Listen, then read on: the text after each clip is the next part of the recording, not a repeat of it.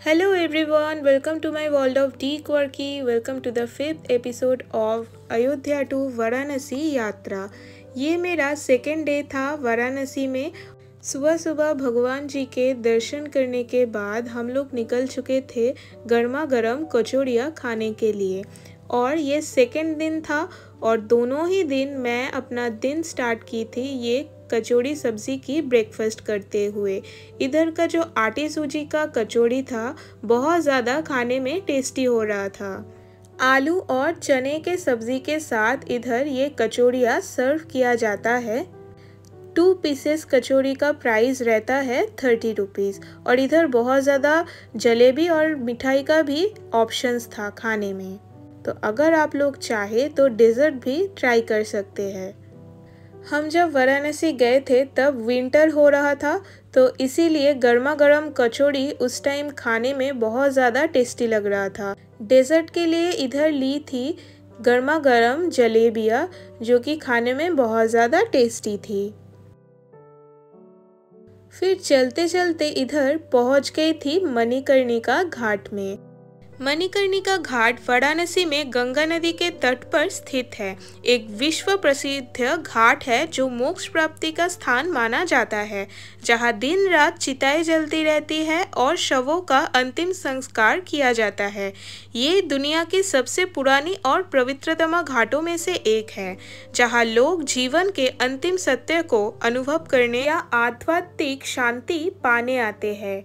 यहाँ दाह संस्कार होने से व्यक्ति को जन्म मरण के चक्र से मुक्ति मिलती है, ऐसी धार्मिक मान्यता है इधर। इसीलिए तो मणिकर्णिका को मोक्ष का द्वार मानते हैं। पौराणिक कथा अनुसार इस घाट का नाम माता पार्वती के कंगन गिरने से जुड़ा है, जिसे ढूंढने में भगवान शिव ने मदद की थी, इसलिए इसे मणिकर्णिका कहते हैं। मणिकर्णिका घाट दर्शन करने के बाद निकल चुकी थी इधर का कुछ लोकल एक्सप्लोर करने के लिए, जो कि टाइनी बनारस के गलियों से जाता है। और हर गली में आप लोगों को कहीं ना कहीं मंदिर के दर्शन हो ही जाएंगे।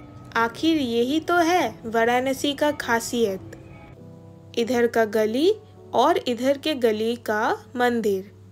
मणिकर्णिका घाट ऊपर से इतना ज़्यादा सुंदर लग रहा था, लेकिन महाकुंभ का वक्त था, इसीलिए वाराणसी में क्राउड तो आप लोग समझ ही सकते हैं। नौका विहार करने जाने से पहले मैंने इधर ट्राई किया था इधर का फेमस कचौड़ी चाट, जिसे सर्व किया जाता है कचौड़ियों को तोड़ के उसके ऊपर एक छोला का सब्जी, मीठी चटनी, ग्रीन चटनी और सलाद के साथ सर्व किया जाता है। सलाद लेना मैं इधर भूल गई थी। और कचौड़ी चाट का प्राइस था 30 रुपीज़। ये भी खाने में बहुत अच्छा था। ये भैया मणिकर्णिका घाट के सामने ही बैठते हैं और बहुत अच्छा कचौड़ी चाट बनाते हैं। अगर आप लोग जाए तो प्लीज़ ट्राई कीजिएगा। इधर 110 रुपये का भाड़ा देके मैं पहुंच चुकी थी नौका विहार करने के लिए। ये बहुत बड़ा एक बोट था और उसके ऊपर बहुत सारा चेयर्स था। उसके साथ आप लोगों को एक लाइफ जैकेट भी प्रोवाइड किया जाता है। तो इधर बहुत अच्छा नज़ारा हो रहा था और कुछ ही देर में ये नौका फुल होने के बाद छोड़ चुका था सारा घाट घुमाने के लिए। ये एक अलग ही एक्सपीरियंस था वाराणसी में। ऐसा नौका विहार मैंने पहले कभी नहीं किया था, क्योंकि छोटा छोटा जो बोट होता है उसमें मैंने राइड किया था। वाराणसी में घाट गंगा नदी के किनारे की सीढ़ियाँ हैं जो गंगा नदी के तट तक जाती है। शहर में 84 घाट है, जहाँ तर घाट स्नान और पूजा के लिए है, जबकि 2 घाट मणिकर्णिका और हरिश्चंद्र विशेष रूप से दाह संस्कार के लिए उपयोग किया जाता है। वाराणसी के अधिकांश घाटों में पुनर्निर्माण 18वीं शताब्दी में मराठा संरक्षण में किया गया था। और आप लोगों को शायद पता होगा वाराणसी में सर्दियों में प्रवासी पक्षियों के आगमन के लिए लोकप्रिय है, जिसमें साइबेरियन बर्ड्स यानी कि सारस भी बोला जाता है, ये आते हैं। हम जब वाराणसी गए थे वो महीना था फरवरी का, तो उस टाइम हमने बहुत सारे साइबेरियन बर्ड्स देखे थे वाराणसी में।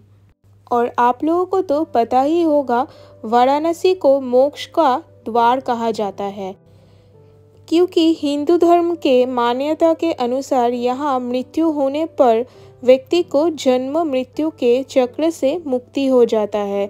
मोक्ष की इच्छा से लोग जीवन के अंतिम वर्षों में काशी में आकर रहते हैं और बहुत सारे जगहों पर मुमुक्षु भवन बनाए गए हैं जहाँ वे अपने अंतिम समय बिताते हैं।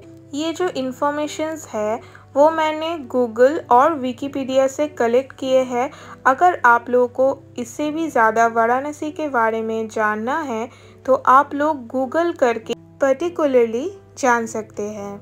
और इधर आप लोग देख रहे हैं कितने साइबेरियन बर्ड्स इधर उड़ रहे थे, जो कि दिखने में बहुत ज़्यादा अच्छा लग रहा था। इधर मैं सोच रही थी कि थोड़ा खाना अगर मैं अपने साथ लेके आती तो मेरे पास भी ये साइबेरियन बर्ड्स आते। नेक्स्ट टाइम सर्दियों में जब भी वाराणसी जाऊंगी तो मैं अपने साथ नौका विहार करने जब जाऊंगी तो मेरे साथ खाना लेके आऊंगी। उड़ते उड़ते जब ये पंछियाँ थक जा रही थी तब पानी के बहाव में से ये लोग तैर रहे थे गंगा जी में। इधर घाट के दूसरे वाले साइड में देख रहे थे कि हॉर्स राइडिंग हो रहा था, इधर भी नौका विहार हो रहा था और ऊंट राइडिंग हो रहा था।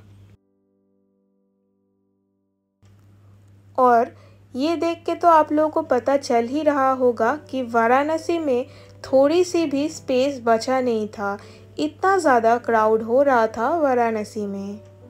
इसीलिए हम लोग श्री काशी विश्वनाथ जी के दर्शन इस टाइम नहीं कर पाए थे। ये शायद हमारा दुर्भाग्य था और सौभाग्य ये था कि मनोकामनेश्वर मंदिर में हम लोग दर्शन किए। चलते चलते इस सांप का भी दर्शन हो गया था और मुझे सांप बिल्कुल भी पसंद नहीं है, मुझे सांप से बहुत ज़्यादा डर लगता है। फिर हम लोग चले आए थे इधर गोलगप्पा खाने के लिए और आलू टिक्की चाट खाने के लिए। मुझे ट्राई करना था इधर का गोलगप्पा कि कैसा टेस्ट करता है। कोलकाता में तो बहुत फुचका खाए हैं, पानी पूरी खाए हैं, लेकिन इधर ट्राई करना था। इधर चल रही थी मेरी आलू टिक्की चाट की प्रिपरेशन, जो कि दिखने में बहुत ज़्यादा टेम्पटिंग लग रहा था।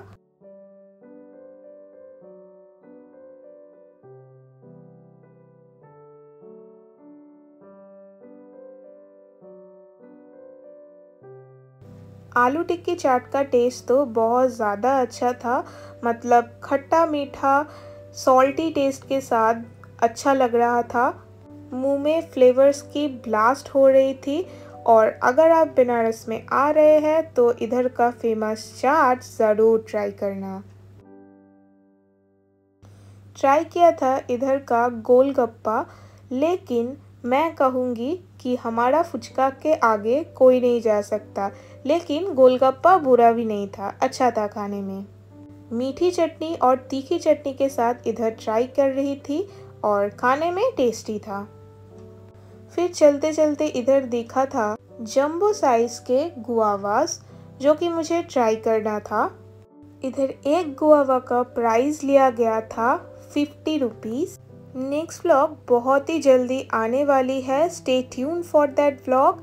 आज के लिए इतना तक ही मैं शेयर करती हूँ आप लोगों के साथ। Till then take care and piece.